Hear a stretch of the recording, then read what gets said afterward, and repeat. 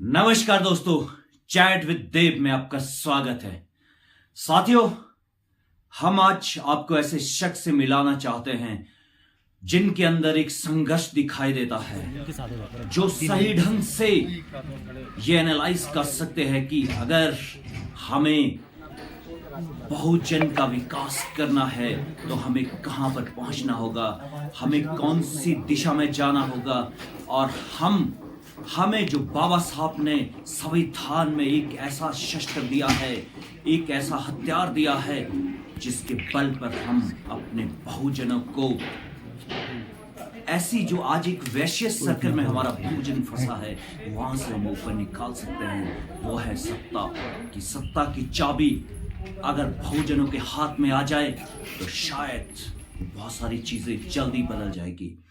साथियों, मैं आज आपको रूबरू कराना चाहता हूं चैट विद देव में हमारे साथ है अनिल मंगेठ, राष्ट्रीय सचिव बीएसपी और पूर्व प्रत्याशी शिमला लोकसभा। अनिल जी, आपका स्वागत है हमारे चैट विद देव के शो पर, और मैं इनकी पूरी बातचीत आपको दिखाना चाहता हूं, और आप ज़रूर इस स्ट्रीम को शेयर करिए, लाइक करिए और सब्सक्राइब भी करिए, क्योंकि ये बहुजनों का अपना चैनल है और हम चाहते हैं कि बहुजन मीडिया इस देश में बहुत जल्दी विकसित हो जाना चाहिए। क्योंकि आज जितना भी मीडिया इस देश के अंदर है उनका परसेप्शन वो अपने हिसाब से इस देश में चल रहे हैं, वो अपने हिसाब से देश का जो माइंड है, इस देश के जो लोगों की मेंटालिटी है उसको वो मोटिवेट कर रहा है, उसको वो मैं कह सकता हूँ मोड़ रहा है।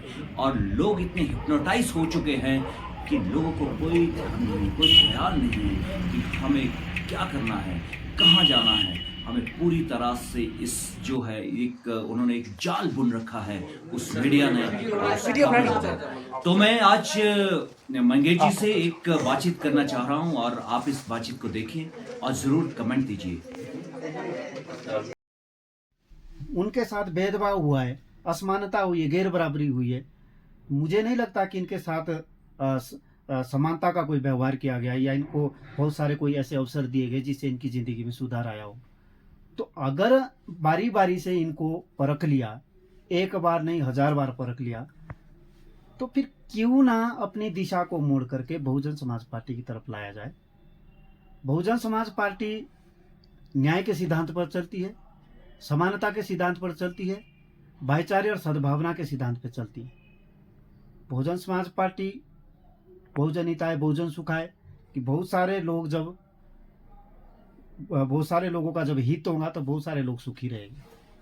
तो मुझे लगता है कि अगर बहुजन समाज अपना जन कल्याण चाहता है और अगर बहुजन समाज जितने भी बहुजन समाज को अभी तक धोखे मिले, अगर उससे उन्होंने सीख लिया होगा कुछ, जो भी अत्याचार हुए, गैर बराबरी हुई, भेदभाव हुआ, कभी अवसर नहीं दिए गए, कभी भी विकास की मुख्य धारा से आज तक नहीं जोड़ा गया, हमेशा धोखे का शिकार हुआ है, तो अगर वो धोखे खा करके थक गया होगा तो मुझे लगता है कि अब सीख लेनी चाहिए, सबक लेना चाहिए और अपनी जो वोटों की दिशा है, जो कांग्रेस और भाजपा की तरफ है, वो बहुजन समाज की तरफ लानी चाहिए।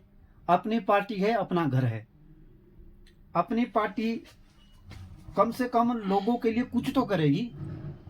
इन लोगों से तो उम्मीदें टूट गई है। आज देश को आजाद होकर 78 साल हो गए हैं। पहले बहुत लंबे वक्त तक कांग्रेस को देखा, कांग्रेस को आज भी दलित अपनी मां की तरह मानता है, परंतु उस मां को दर्द क्यों नहीं होता है जब दलितों को मारा जाता है? उस मां को दर्द क्यों नहीं होता है जब दलितों के साथ अत्याचार होते हैं, भेदभाव होते हैं, गैर बराबरी होती है, उनको उनका हक नहीं दिया जाता? आप हैरान रहेंगे, अरबों खरबों रुपया एससी के विकास के लिए आता है, अरबों खरबों रुपया, एक साल में करोड़ों अरबों रुपए आते हैं, और वो 1970-71 के बाद आ ही रहे आज तक। अगर वो एक बार भी, एक साल भी सही जगह उनका उपयोग किया होता, एससी के विकास के लिए लगाया होता, तो आज एससी के लोगों के जीवन में कुछ सुधार आया होता, एससी के लोगों के जीवन में कुछ परिवर्तन आया होता, परंतु ऐसा हुआ नहीं।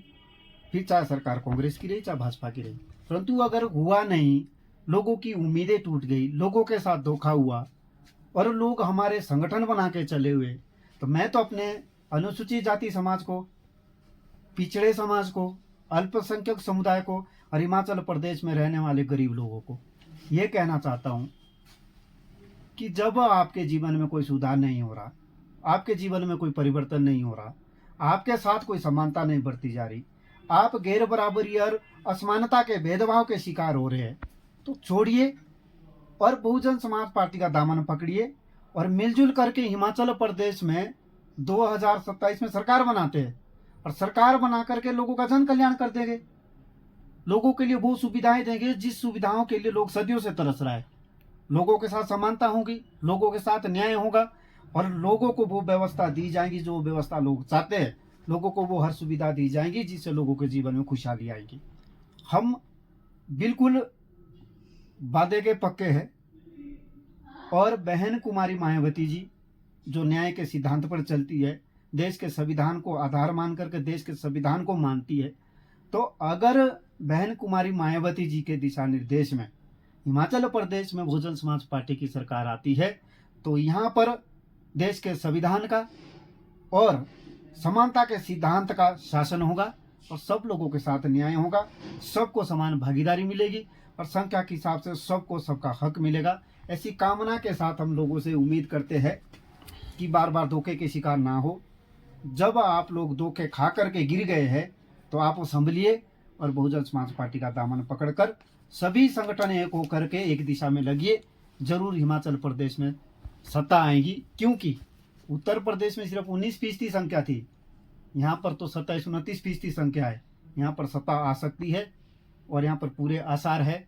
सिर्फ लोगों का इकट्ठा होना बहुत जरूरी है। जिस दिन लोग इकट्ठे होकर के एक दिशा में चलेंगे उस दिन सत्ता की कुर्सी जो 4 टांगों पे खड़ी है, SC, ST, OBC, उसमें से 3 टांगे तो हमारी है, एक टांग पे कुर्सी खड़ी हो नहीं सकती।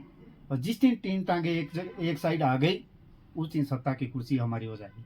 तो मैं तो सर मैं आपसे एक सवाल और पूछना चाहता हूँ। आपने कहा कि ये जो पार्टी है आपकी एक ऑप्शन है हिमाचल के लिए, क्योंकि जितना भी बीजेपी और जो कांग्रेस को सपोर्ट कर रहा है बहुजन, आप कह रहे कि अगर ये सही ढंग से ये आंकड़ा मतलब सही ढंग से ये लोग सपोर्ट करें, मैं तो ये नहीं समझता हूँ कि जो पार्टी होती है वो सभी वर्गों के लिए है, सभी जातियों के लिए, सभी धर्मों के लिए है।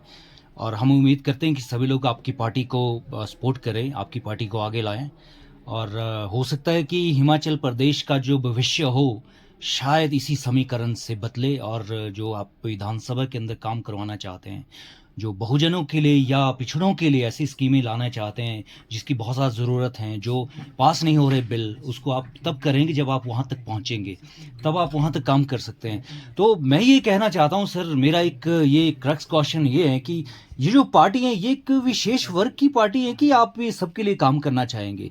क्योंकि आज जो है समाज में हर लोग प्रताड़ित हैं, हर लोगों की समस्या बहुत ज़्यादा बढ़ती जा रही है। आप क्या कहना चाहते हैं मंगेश साहब इसके? देखिए, गरीबी कभी भी किसी जाति को पूछ करके नहीं आती है। करेक्ट। गरीब किसी भी समुदाय में हो सकता है, किसी भी क्षेत्र में हो सकता है, और ये जरूरी नहीं है कि गरीब एक समुदाय में ही पैदा होते हैं। गरीब सब समुदाय में, पूरे समाज में, पूरे देश में बहुत ज्यादा है। और या हम ये नहीं बोलते कि भी गरीबी सिर्फ हमारे समुदाय की है। गरीबी किसी भी समुदाय की हो सकती है, स्वर्ण समुदाय की भी हो सकती है, OBC की भी हो सकती है, ST की भी हो सकती है, SC की भी हो सकती है। तो हम तो गरीबी को दूर करना चाहते हैं।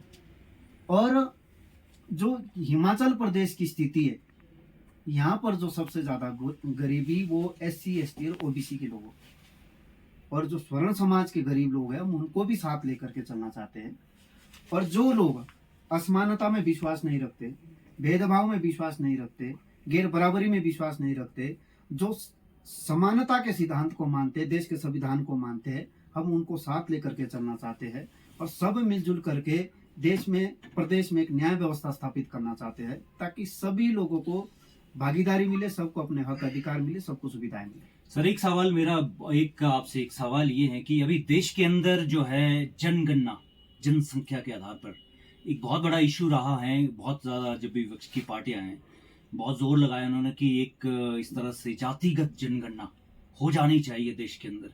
इससे क्या होगा कि जिसकी जितनी संख्या उसके हिसाब से कहते हैं, ये उम्मीद लगा रहे हैं लोग कि इसके हिसाब से ही वहां पर प्लानिंग होगी, वहां पर आपको पैसा मिलेगा, वहां पर आपका डेवलपमेंट होगा। आप बीएसपी इसके बारे में क्या कहना चाहती है सर? आपका क्या पॉइंट ऑफ व्यू है? आप बीएसपी का जो एक बेसिक जो कैरेक्टर है इसके बारे में कि जनसंख्या इस हिसाब से होनी चाहिए जनगणना की, क्या है और इसका बेनिफिट आएगा कि नहीं आएगा? मैं थोड़ा इतिहास में जाना चाहता हूँ, जो हमने पढ़ा भी है कि बाबा साहब अम्बेडकर ने 1931 में सबसे पहले जातिगत गणना करवाने के लिए बहुत ज़्यादा प्रयास किए थे। 1931 के बाद आज तक ये जनसंख्या नहीं हो पाई। हाँ, 100 साल बाद कह सकते हैं, 96 के। क्योंकि किसी ने प्रयास नहीं किए। बहुजन समाज पार्टी ने बहुत ज़्यादा प्रयास किए। जब मंडल कमीशन की बात चली, मंडल आयोग की बात हुई, तो उस वक्त भी मान्यवर साहब काशीराम जी ने बहुत ज़्यादा प्रयास किए कि ये जातिगत जनगणना होनी चाहिए। उनका तो नारा ही ये था कि हमारी संख्या 85% है और जिसकी देश में जितनी संख्या भारी है उसकी उसमें भागीदारी होनी चाहिए संख्या के आधार पे। तो हम लोग तो इस बात का बिल्कुल समर्थन करते हैं। हो सकता है कि बीजेपी इसके पीछे कोई षड्यंत्र करना चाहती हो, परंतु हम इस बात के समर्थक है कि जनसंख्या ये जाति आधार पर होना चाहिए, ताकि पता लगे कि देश में किस जाति की संख्या कितनी है और उनको उसके आधार पर जितनी संख्या हमारी भारी है, हमारी 85% जो बहुजन समाज देश में रहता है, तो 85% शासन प्रशासन में हमारी भागीदारी होनी चाहिए। उस आधार पर हम इसका समर्थन करते हैं। सर यहाँ एक बहुत ही, मैं एक आशुतोष चल रहा है ना, ये चलने दो, ठीक है, कोई बात। थोड़ा सा आपने क्लोज लाना कैमरे, क्योंकि वॉल्यूम आएगी इसमें। सर मैं एक आपसे ये सवाल इसीलिए आगे पूछ रहा हूँ कि ये जो आपका ये कह रहे हैं, गवर्नमेंट कह रही है कि ओबीसी की जनसंख्या, ओबीसी को काउंट नहीं किया गया है और एससी और एसटी को तो काउंट हो रही है, वो तो काउंटिंग है गवर्नमेंट के पास उसका आंकड़ा। जो आपका ओबीसी का आंकड़ा है वो देश के पास नहीं है, वो प्लानिंग कमीशन के पास नहीं है, वो जो है वो गवर्नमेंट क्या, आप मंशा क्या लगता है आपको कि ये सब कुछ होने जा रहा है कि ये कुछ इसी तरह का एक चुनाव लड़ने या जीतने का ही वो है? आप क्या कहना चाहते हैं? हमारा मानना तो ये है कि इतना बड़ा कदम अगर देश में उठाया गया है तो इसका उद्देश्य सिर्फ वेलफेयर होना चाहिए, पब्लिक वेलफेयर होना चाहिए कि किस तरीके से जितनी जिसकी संख्या है उसकी संख्या को उसका हक दिया जाए, संख्या के हिसाब से उसकी भागीदारी दी जाए। और बीजेपी की इसके पीछे क्या मंशा है ये तो वो जाने, उसके ऊपर हम टिप्पणी नहीं कर सकते। परंतु अगर इतना बड़ा ये कदम उठाया गया है, जो कि 1931 में देश के संविधान निर्माता बाबा साहब अम्बेडकर के द्वारा भी उठाया गया था, तो अगर देश में जनसंख्या, जातिगत जनसंख्या हो रही है तो उसका उद्देश्य सिर्फ और सिर्फ लोगों का वेलफेयर करना होना चाहिए, लोगों को उसकी भागीदारी देना होना चाहिए, लोगों को उनका हक देना होना चाहिए। अगर ये लोगों का हक देने के लिए, संख्या के हिसाब से लोगों की भागीदारी देने के लिए हो रहा है तो इसका हम बिल्कुल समर्थन करते हैं। पर अगर ये सिर्फ वोट बैंक के लिए हो रहा है तो तब तो ये गलत है। बिल्कुल सही है सर। आपसे जो है हमने दर्शकों, आज हम ऐसे विषय को टच करना चाहते हैं जो कि बीएसपी है। बीएसपी जो है जनसंख्या, जो ये एससी और एसटी और ओबीसी की जो काउंटिंग की बात हो रही है देश के अंदर, और ये जो है, ये जो आंकड़े हैं, बीएसपी ने इस पर काम भी किया है, बहुत ज्यादा काम किया है। पर हो सकता है आने वाले दिनों में यही पार्टी जो एक बड़ा ऑप्शन आए, बड़ा ऑप्शन बने, और हम चाहते हैं कि सर बेस्ट ऑफ लक आपको, आप इस पर काम कर रहे हैं और आप आगे बढ़िए। और हमारा मीडिया, हम कोशिश करेंगे कि आपका, हम जरूर आपके मीडिया को, आपकी बात को लोगों तक पहुंचे जहां तक की पहुंचनी चाहिए। सर कुछ आप पर्टिकुलर कहना चाहते हैं, कोई चीज आपकी ऐसी हो जो आप हमारे दर्शकों से कहना चाहते हैं? मैं तो अपने दर्शकों से, आपके जो दर्शक है उनसे ये कहना चाहता हूँ कि जितना जोर हमारे समाज के लोग संगठन बनाने के लिए लगा रहे हैं, संगठन को मजबूत करने के लिए लगा रहे हैं, आपस में बंटने के लिए लगा रहे हैं, उतना जोर अगर आप अपने बहुजन समाज की जो राष्ट्रीय पार्टी है, बहुजन समाज पार्टी, अगर हम और आप लोग मिल करके बीएसपी को मजबूत करने के लिए कोशिश करें तो शासन प्रशासन में हमारी भागीदारी होगी और हमारे महापुरुषों का जो सपना था कि भाई सत्ता की बागडोर गरीबों के हाथों में आनी चाहिए, पिछड़ों के हाथों में आनी चाहिए, शोषितों के हाथों में आनी चाहिए, बहुजन समाज के हाथ में आनी चाहिए संख्या के आधार पर, तो वो सत्ता की बागडोर हमारे हाथ में आएगी।